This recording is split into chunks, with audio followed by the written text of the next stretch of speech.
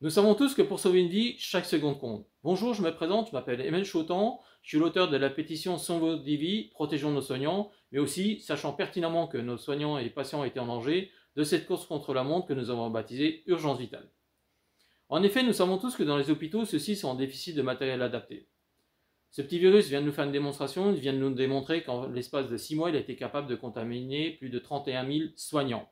Alors j'envoie un SOS à tous les soignants qui ont été contaminés à l'hôpital et qui n'arrivent pas à s'en remettre de ces contaminations. J'envoie un SOS en fait à toutes les familles qui ont perdu un soignant à l'hôpital.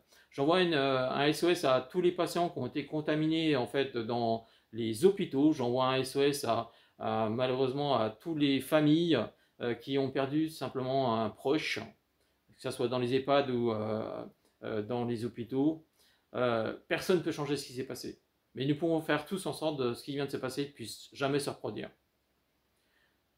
Potentiellement, nous sommes tous en danger. Cette pandémie est devenue hors de contrôle. Elle vient démontrer que chaque semaine, nous avons des records de contamination, nous avons des records en fait de décès.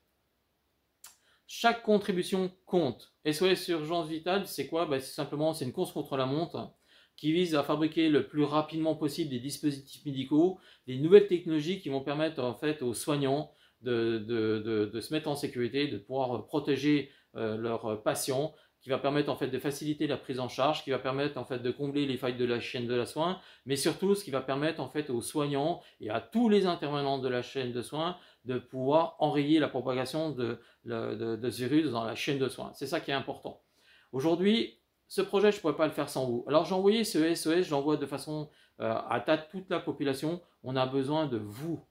Alors, chaque contribution compte, chaque contribution apportera une voix à nos politiques pour leur dire qu'aujourd'hui, ce n'est pas normal que les établissements de santé soient en déficit de matériel adapté. Aujourd'hui, on a nos soignants qui sont en danger. Aujourd'hui, on a nos patients qui sont en danger. Aujourd'hui, on sait que cette pandémie est devenue hors de contrôle. On sait qu'aujourd'hui, que nous ne sommes pas à l'abri de plusieurs vagues.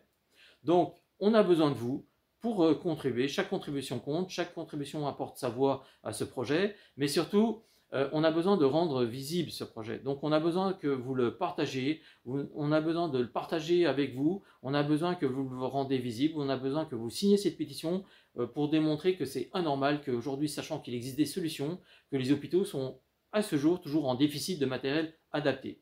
Donc, les soignants ont été ils ont été là pour nous, ils ont été là pour nos familles, ils ont été là pour nos amis, ils ont donné de leur vie, ils ont mis en danger leur famille, ils ont sacrifié, beaucoup ont perdu la vie.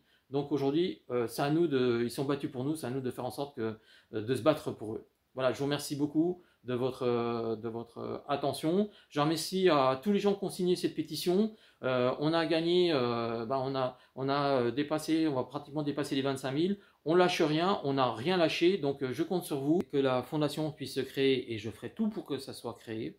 On va le faire ensemble. Moi, ce projet, je l'ai écrit dans l'intérêt général, j'ai écrit pour mettre en sécurité les soignants et les patients, donc on va le faire ensemble. Je vous remercie beaucoup de votre écoute, et puis seul on va vite, mais ensemble on ira plus loin. Merci beaucoup.